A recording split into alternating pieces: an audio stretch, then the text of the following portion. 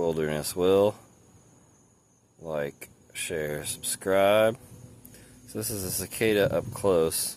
This one's actually pretty mellow. Some of them freak out a little bit more.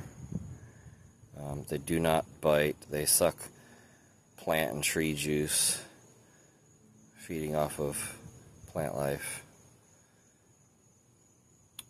But I'll let you see. Almost has a McDonald's M, like golden arches on the back. You can actually see the dots in his eyes. Check out my channel, Wilderness Will. Like, share, subscribe. You can even see the hairs on him. It's getting up close and personal.